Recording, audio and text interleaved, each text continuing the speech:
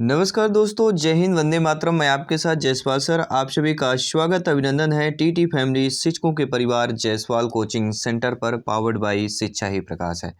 दोस्तों, जैसे आज के पेपर में हमने देखा कि आयु से संबंधित 2 प्रश्न पूछे गए थे, अनुपात से संबंधित प्रश्न पूछे गए थे और बीजगणित से संबंधित प्रश्न पूछे गए थे और आपके एक वर्ग और वृत्त से संबंधित प्रश्न पूछे गए थे। तो ये टॉप 10 आज प्रश्न लेकर आए हैं आपके पेपर के अकॉर्डिंग देखते हुए। आज के इस टॉप 10 में आपके 2 प्रश्न जरूर अवश्य पक्के हो जाएंगे, 2 नंबर आपके पक्के हो जाएंगे। बाकी सारे प्रैक्टिस पेपर यहाँ पे आप लोगों को ऑलरेडी लिंक दे दी गई है। प्रैक्टिस पेपर जरूर अटेंड कीजिएगा, चाहे हम पेडागोजी की प्रैक्टिस सेट की बात करें, मैथ्स की बात करें, हिंदी की बात करें। सारे सी-टेट के हमने प्रीवियस ईयर के प्रैक्टिस सेट किया है। तो जाइए, गणित और आपके मैथ्स और हिंदी के पेडागोजी के प्रैक्टिस सेट जरूर अटेंड कीजिएगा। और साथ ही साथ आपके जो प्रैक्टिस पेपर चल रहे हैं बाल विकास के, ईवीएस के, ठीक है, अदर सब्जेक्ट के, तो ये लगभग 70 से 75% जो है आपके हमारे प्रैक्टिस पेपर से प्रश्न आ रहे हैं। ये आप लोगों के फीडबैक के माध्यम से हमें पता चल रहा है। तो चलिए, आज हम आयु से संबंधित कर लेते हैं। 3 ट्रिक आपको बताएंगे, इन 3 ट्रिक को फॉलो कर लेना है। आयु से संबंधित प्रश्न आप बिल्कुल, ठीक है, सेकंडों में सॉल्व कर लेंगे। यदि किसी व्यक्ति की वर्तमान आयु x वर्ष है तो t वर्ष बाद अगर उसकी आयु बताना हो तो x प्लस टी कर देना है। क्या करना है? यदि किसी व्यक्ति की वर्तमान आयु x वर्ष है और उसके t वर्ष बाद अगर पूछा जाता है तो x प्लस टी कर देना है। तो उसकी आयु कितनी हो जाएगी? x प्लस टी वर्ष हो जाएगी। दूसरी आपकी ट्रिक क्या है आयु से संबंधित, कि यदि किसी व्यक्ति की वर्तमान आयु x वर्ष है तो t वर्ष पहले उसकी आयु क्यों होगी? तो पहले पूछा जाएगा तो x माइनस टी वर्ष हो जाएगी। तीसरी आपकी, यदि किसी व्यक्ति की t1 वर्ष पहले आयु x वर्ष है तो t2 वर्ष बाद उसकी आयु कितनी होगी? तो जब 2 आपके वर्ष दिए हों, इसके लिए x plus t1 plus t2 वर्ष बाद हो जाएगी। ये ट्रिक है जो समान तौर पर अगर प्रश्न पूछा जाता है। अगर प्रश्न हाई लेवल का प्रश्न पूछा जाता है तो चलिए हाई लेवल वाले प्रश्नों को भी हम सॉल्व कर लेते हैं। रब पेन ले लीजिएगा, आप लोग भी करिएगा, ठीक है, क्योंकि वीडियो देखने और सुनने से नहीं होता, वो भूल जाएंगे आप लोग, लेकिन जब आप कलम चलाएंगे तो फिर वो आपको याद रहता है। समीना तथा सुहाना की आयु का अनुपात 7:3 है और 6 वर्ष बाद इनकी आयु का अनुपात 5:3 होगा, तो इनकी आयु में कितना अंतर होगा? चलिए सभी लोग ध्यानपूर्वक देखिएगा। देखिए, समीना तथा सुहाना आयु का अनुपात 7:3 है, तो माना समीना की वर्तमान आयु 7x मान लेना है। क्या है? माना समीना की वर्तमान आयु कितनी मान लेना है? 7x वर्ष है और सुहाना की कितनी मान लेना है? 3x वर्ष मान लेना है, जैसा आपका प्रश्न कह रहा है। इसके बाद कह रहा है कि इनकी आयु का अनुपात 5:3 होगा, 6 वर्ष बाद कह रहा है। तो सभी में 7x धन 6 कर लीजिए। तो समीना की आयु में 6 वर्ष बाद कह रहा, तो इसमें 7x धन 6 करना है और बटे में 3x धन 6 कर लेना है, क्योंकि आप प्रश्न कह रहा है ना कि 6 वर्ष बाद 5:3 होगी। तो आपको करना क्या है? 7x धन 6 बटे 3x धन 6 बराबर कितने अनुपात है? 5/3 कर लेना है। इस प्रकार कर लेना है, ठीक है। इस प्रकार करने के बाद फिर आपको फार्मूला कैसे होगा, फिर इसके बाद करेंगे, इसको जब सॉल्व कर लेना है तो 7x धन 6 बटे 3x धन 6 बराबर 5/6 को इस प्रकार तिर्यक गुणा करेंगे, सॉल्व कर लेंगे। तो तिर्यक गुणा करेंगे तो इस प्रकार आ जाएगा, ठीक है। सभी लोग तिर्यक गुणा कर लीजिएगा। 3 गुणे 7x धन 6 बराबर 5 गुणे 3x धन 6 हो जाएगा, ठीक है। तो तिर्यक गुणा आपने आई होप कर लिया होगा। तो इसको सॉल्व करेंगे, ये आपका आएगा। इसके बाद आपको क्या करना है? जब आपको तिर्यक गुणा करेंगे तो आप ये सभी जानते हैं 7 त्रिक 21 x इधर हो जाएगा, ठीक है। और 7 6 त्रिक 18 होगा, तो 18 हमने इधर लिख दिया। फिर यहाँ पे देखिए 5 3 15x हो जाएगा, अब 5 6 30 हमने लिख दिया, ठीक है। इसके बाद हमारा ये यहाँ पर सोल्यूशन आ गया है। जब इसको हम जोड़ेंगे 21x को 15x को x की तरफ ले जाइए और संख्या को संख्या तरफ, तो यहाँ पे टोटल हमारी 6x बराबर 12 आ जाएगी। तो x बराबर क्या हो जाएगा? 12/6, यानी x के बराबर वैल्यू हमारी 2 आ गई। तो x की वैल्यू 2 आ गई। हमने क्या माना था? शमीना की वर्तमान आयु 7x माना था, ठीक है। प्रश्न क्या कह रहा है? इनकी आयु में कितना अंतर है, यानी कि दोनों की आयु में अंतर पूछा जा रहा है। तो दोनों की आयु हमने 7x 3x माना था, अर्थात प्रश्न क्या कह रहा है? 7x ऋण 3x की वैल्यू बताइए, ठीक है। तो 7x ऋण 3x बराबर टोटल वैल्यू कितना हो जाएगा? 4x निकल के आएगा, ठीक है। और x की वैल्यू हमारी 2 निकल के आई है, तो 4 गुणे 2 कर दीजिए, तो 8 हमारा आंसर हो जाएगा। तो दोनों आयु का अंतर कितना हो जाएगा? 8 वर्ष हो जाएगा। दूसरा प्रश्न है, रमेश की आयु अपने पुत्र राहुल आयु से 4 गुना है। जी हाँ, रमेश की आयु जो है अपने पुत्र राहुल की आयु से 4 गुना है। 5 वर्ष पूर्व रमेश की आयु राहुल की आयु से 9 गुना थी, तो रमेश की वर्तमान आयु कितनी होगी? ध्यानपूर्वक समझिएगा। देखिए, रमेश की आयु अपने पुत्र की, राहुल जो पुत्र उनका राहुल है उसकी आयु 4 गुना है, तो यहाँ पे राहुल की आयु मान लेना है। माना राहुल की वर्तमान आयु x वर्ष है, तब रमेश की वर्तमान आयु 4x हो जाएगी, क्योंकि 4 गुना कह रहा है। ठीक है, तो हम यहाँ पे रमेश की कितनी 4x मान लेंगे। इसके बाद प्रश्न क्या कह रहा है कि 5 वर्ष पूर्व अर्थात 5 वर्ष पहले रमेश की आयु, तो 4x में हम क्या करेंगे? 5 माइनस कर देंगे, तो 5 वर्ष पूर्व पहले रमेश की आयु कितनी है? राहुल की आयु से 9 गुना थी, तो राहुल की आयु में क्या कर देना? 9 कर देना गुणे x माइनस 5। क्योंकि x माइनस 5 इसलिए कर रहे हैं क्योंकि यहाँ पर भी आपका माइनस होगा, क्योंकि पूर्व की बात कर रहे हैं 5 साल पहले, तो दोनों में हम -5 करेंगे, लेकिन यहाँ पे राहुल में 9 गुना कर देंगे। इसके बाद क्या करना है आपको? इसको जब सॉल्व करेंगे तो 4x ऋण 5 बराबर 9x ऋण कितना हो जाएगा? 45 के हो जाएगा। ठीक है, ये 9x हो जाएगा और 9 को गुणा 45 का करेंगे, ठीक है, तो माइनस आपका 45 आ जाएगा। इसके बाद इसको सॉल्व करेंगे तो 4x को x की x तरफ ले जाइए, इसको इसकी तरफ ले जाइए, तो जब इसको सॉल्व करेंगे तो 5x बराबर 40 आ जाएगा, तो x बराबर कितना आ जाएगा? 8 के आ जाएगा। तो प्रश्न क्या कह रहा है कि रमेश की वर्तमान आयु कितनी होगी? तो रमेश की आयु यहाँ पे कितनी होगी? सभी लोग बताइए। 4x हमने माना था ना, तो 4 गुणे 8 कर देना है, तो 4 8 32 वर्ष कितनी हो जाएगी? उसकी रमेश की वर्तमान आयु हो जाएगी। इसके बाद देखेंगे अगला प्रश्न। 8 वर्ष पूर्व विशाल की आयु अपने पुत्र शेखर की आयु से 4 गुना थी। 8 वर्ष बाद विशाल की आयु शेखर की आयु से दुगनी होगी, प्रत्येक की वर्तमान आयु ज्ञात कीजिए। सारे डिफरेंट अलग अलग वाले। तो 8 वर्ष पूर्व विशाल की आयु अपने पुत्र शेखर की आयु से 4 गुना थी, तो मान लेना है उसके पुत्र की आयु। 8 वर्ष पूर्व शेखर की आयु बराबर x वर्ष तथा विशाल की आयु 4 गुणे x वर्ष थी। 4 गुना थी ना, तो विशाल की आयु में 4 गुना कर देना है, और हमने 8 वर्ष पूर्व शेखर की आयु कितनी? x वर्ष मान ली। इसके बाद शेखर की वर्तमान आयु क्या हो जाएगी? x धन 8 हो जाएगी, और विशाल की वर्तमान आयु 4x धन 8 हो जाएगी, क्योंकि 8 वर्ष बाद कह रहा, तो हमने यहाँ पर भी जोड़ लिया शेखर में, और विशाल में 4 गुणे x था, तो 4x धन 8 कर दिया हमने। बस आपका फार्मूला निकल के आ गया। इसके बाद सोल्यूशन आपका आ गया। इसके बाद करना है 4x धन 8 कर लेना है, दोनों का योग कर लेना है, बराबर 2 गुणे x धन 8 कर लीजिएगा।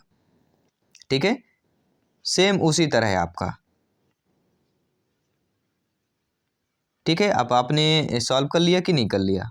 चलिए इसके आगे की कड़ी को जोड़ते हैं और इसके आगे कड़ी को सॉल्व करते हैं। देखिए, इस प्रश्न को समझना बहुत ही ज़रूरी है। जितना ज़्यादा आप लोग समझेंगे प्रश्न को, उतना अच्छा तरीका होगा समझने में। तो 4x धन 16 आ गया, बराबर 2 गुणे 32 आ गया। ठीक है, 2x 32 आ गया, क्योंकि हमने ये 2 का गुणा x से होगा 2x होगा। ठीक है, और 8 से होगा 2 8 16 हो जाएगा। ठीक है, होगा कि नहीं होगा? तो 4x धन 16 बराबर 2x धन 32 के, तो 2x बराबर 16 के, तो x की वैल्यू हमारी यहाँ से 8 निकल के आ गई। ठीक है, क्यों की आ गई? क्योंकि ये प्रश्न हमारा यहाँ पे दिया गया कि 8 वर्ष बाद विशाल की आयु शेखर की आयु से दुगनी होगी प्रत्येक की, तो इसीलिए हमने यहाँ पे 2 का गुणा किया है। ठीक है, दुगनी कह रहा है इसलिए 2 का गुणा करना पड़ा है। ठीक है, तो x की वैल्यू हमारी 8 निकल के आ गई। इसके बाद प्रश्न कह रहा है शेखर की वर्तमान आयु कितनी होगी? ठीक है, 8x थी, तो कितनी थी सभी लोग बताइए? 4x धन 8 थी।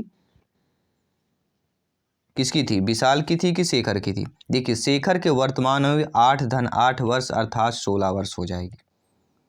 x धन 8 माना था हमने। देखिए, हमने माना था ना शेखर की आयु यहाँ पे x धन 8 दी गई है। ठीक है, और विशाल की 4x धन 8 दी गई, तो शेखर की x धन 8 अर्थात x की वैल्यू जब 8 आ गई तो 8 8 16 हो जाएगा। ठीक है, और यहाँ पे आपके विशाल की कितनी दी गई? 4x धन 8 दी गई है, तो 4x मतलब 4 गुणे 8 धन 8 कर लेंगे तो 40 हमारी इसकी आ जाएगी। तो शेखर की वर्तमान आयु कितनी आ गई 16 और विशाल की वर्तमान आयु आ गई 40। किसी में पूछा जाएगा, दोनों आपको कर लेंगे। ए तथा बी की आयु का अंतर 16 वर्ष है। 6 वर्ष पहले ए की आयु बी की आयु से तिगुनी थी। प्रत्येक की वर्तमान आयु ज्ञात कीजिए। समझिएगा प्रश्न को, प्रश्न बहुत अच्छा दिया गया है और आप लोगों को अच्छे से समझना भी। देखिए ए तथा बी की आयु का अंतर 16 वर्ष दिया है, तो माना 6 वर्ष पहले बी की आयु बराबर x वर्ष तथा ए की आयु बराबर 3x वर्ष मान लेना। ठीक है, क्या मान लेंगे? ए तथा बी की दोनों का आयु का अंतर अगर 16 दिया गया है और 6 वर्ष पहले ए की आयु बी की आयु से तिगुनी थी, तिगुनी दिया गया है ना, इसलिए माना 6 वर्ष पहले बी की आयु x वर्ष तथा ए की आयु 3x वर्ष थी, तो बी की वर्तमान आयु x धन 6 हो जाएगी। ठीक है, क्योंकि यहाँ पे 6 वर्ष पहले दिया गया है, तो 6 वर्ष जब बाद करेंगे तो x धन 6 हो जाएगी। ठीक है, और ए की वर्तमान आयु 3x धन 6 हो जाएगी। ठीक है, क्योंकि 3x धन 6 ऋण x धन 6 बराबर 16 के दिया गया है। यहाँ पे प्रश्न आपका जो कह रहा है कि दोनों ए और बी के आयु का अंतर 16 दिया गया है ना, तो यही हमें यहाँ पर भी कर लेना है कि 3x धन 6 और x धन 6 इन दोनों का अंतर 16 दिया गया है, इससे हमें निकाल लेंगे। ठीक है, क्या निकाल लेंगे? 3x में x जाएगा, 2x बचेगा और 6 कितना हो जाएगा? 6 ऋण 6 0 हो जाएगा, तो 2x बराबर और कितना बचा हमारा? 16 के बचा, तो x की वैल्यू इसमें भी 8 आ जाएगी। तो बी की वर्तमान आयु कितनी हो जाएगी आपकी?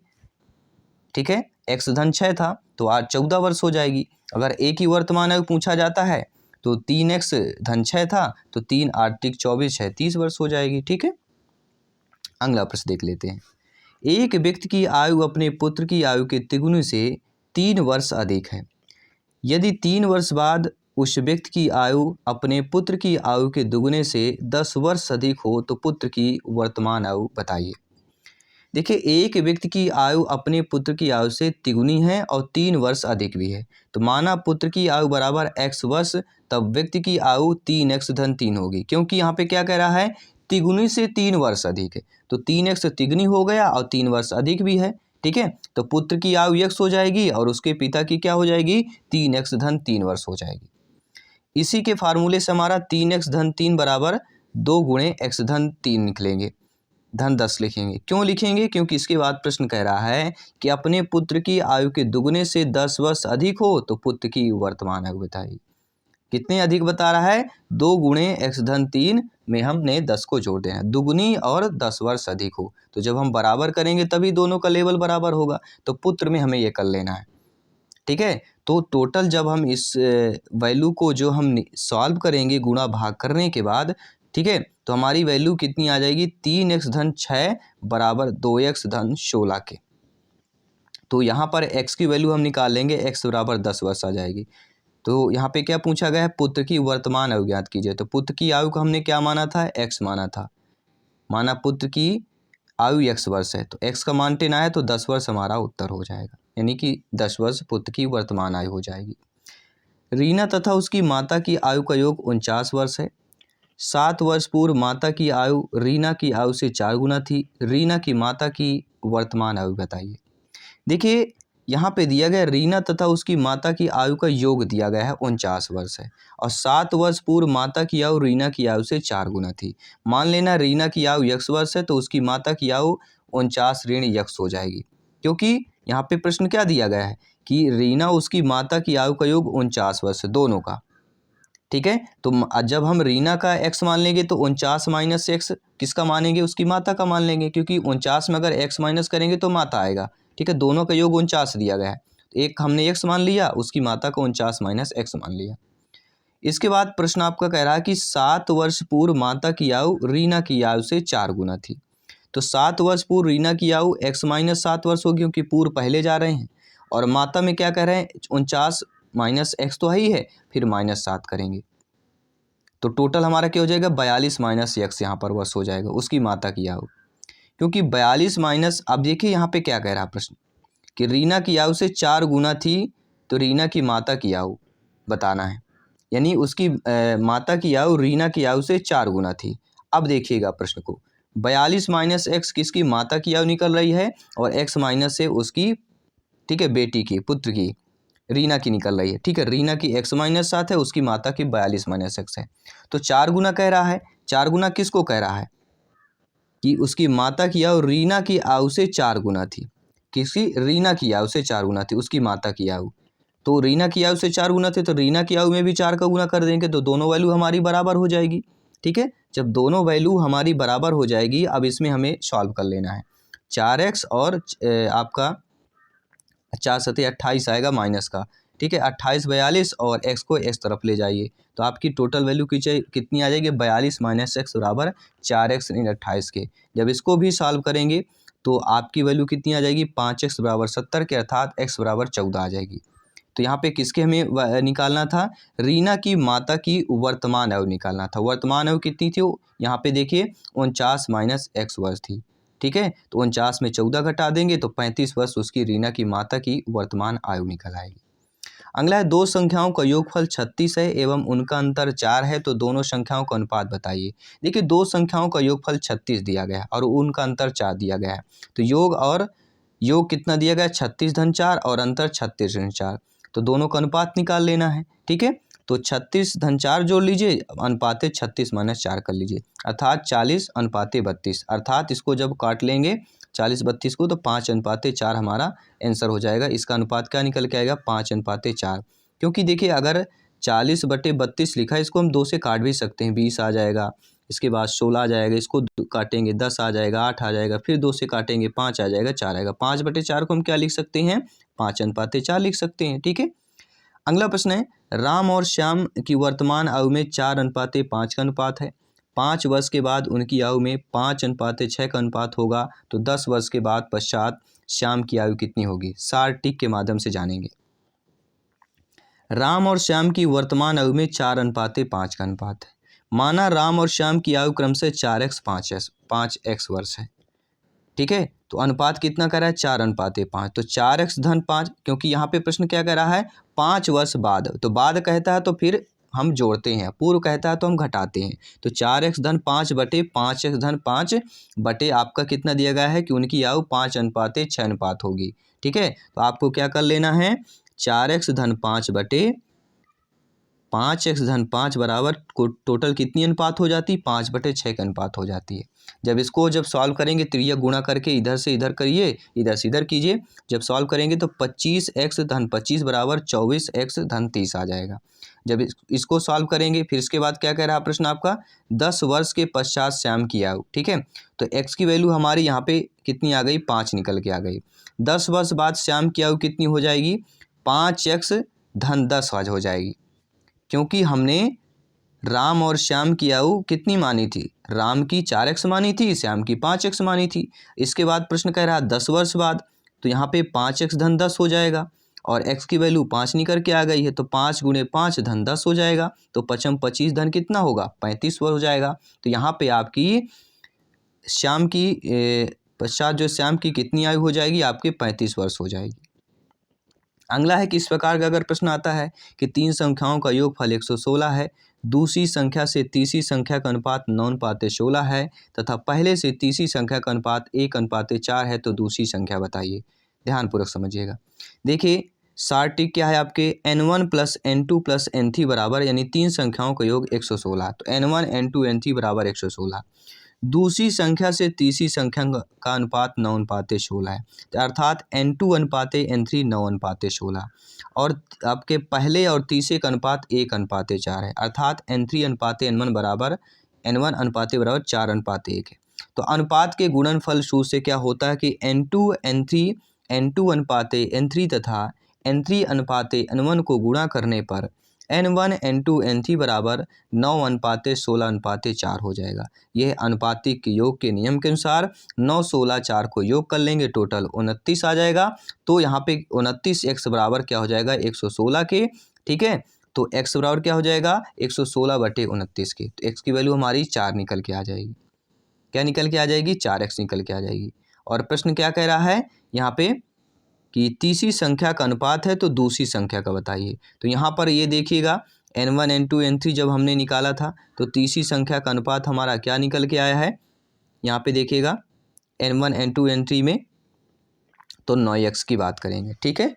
तो 9x में 9 गुणे 4 कर दीजिए, x की वैल्यू 4 है तो 9 चौको 36 हमारा क्या हो जाएगा, सही आंसर हो जाएगा, ठीक है। चलिए, आई होप आप लोग समझ गए होंगे अच्छे तरीके से, बहुत बहुत धन्यवाद। आइए बात कर लेते हैं अगले प्रश्न की।